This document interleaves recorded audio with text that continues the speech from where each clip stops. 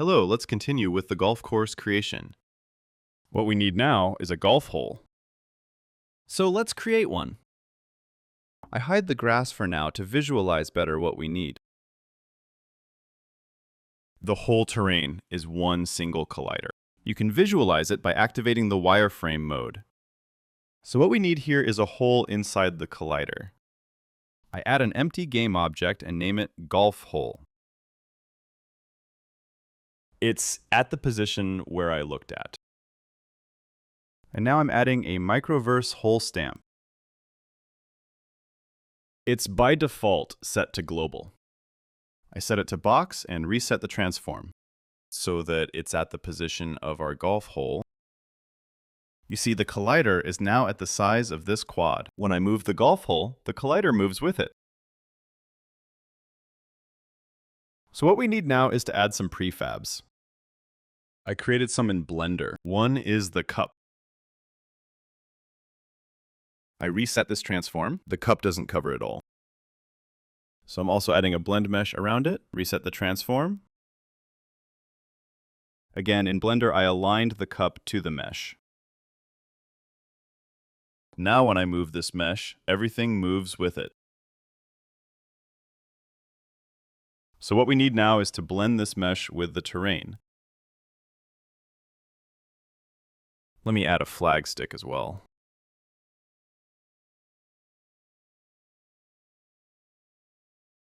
So I convert this to MicroSplat.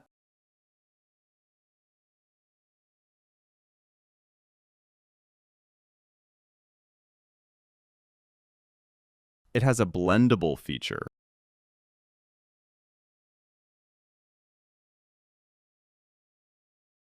It takes a bit.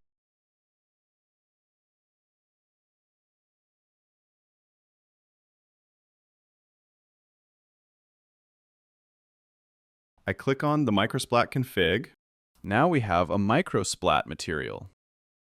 I switch from built-in to URP because I'm using URP. The whole terrain is now as MicroSplat terrain. I activate the blend feature. Terrain blending. Here we go with the MicroSplat config. For the terrain blending, I need to add a component, which is called MicroSplat Blendable Object. Here it is. I assign that terrain. Terrain not set up for blending. Let me see if there's something off here still. Material template terrain. Everything looks fine. Now maybe it took a bit to have everything compiled. Now I set the blend distance. We don't need it high. Just set it to, for instance, 2.5. The shaded area here is merely the slope filter that is active. We can remove this one. I remove the wireframe mode. Now we're in standard mode again. And now when I move the terrain hole, the collider moves with it. And with it, the material gets applied. In order to get rid of this area of the rectangle, we can add a height stamp.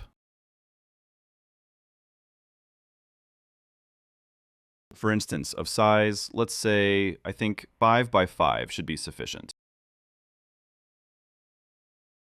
I reset the position so that it is parented to this area. And here we go.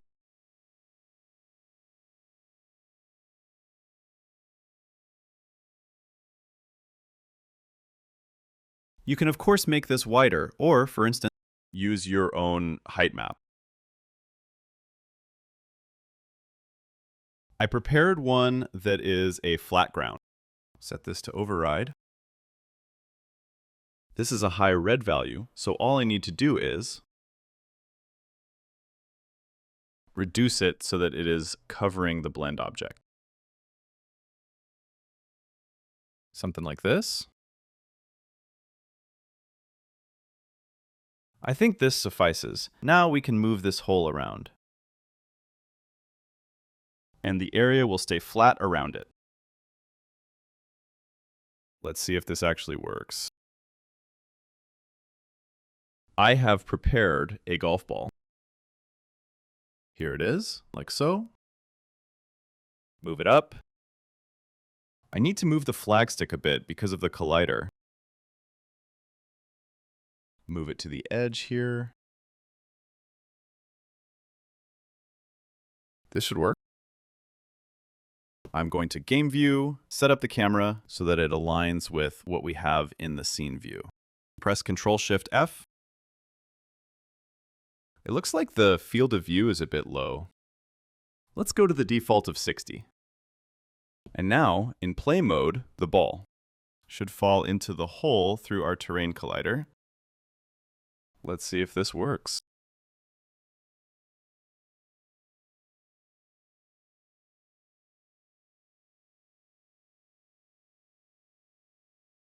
It does not work. Let's see why this is.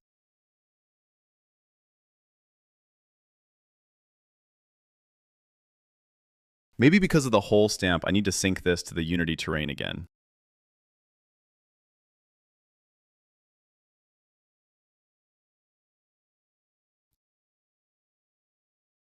And now it fell through. Now we have the ball in the hole. Let's pick it up again. Here we go. Let me hit pause for a second and go up here. Continue play mode and move it in. Yeah, that's nice. And that's how you can create a hole inside a terrain. Thank you very much for watching.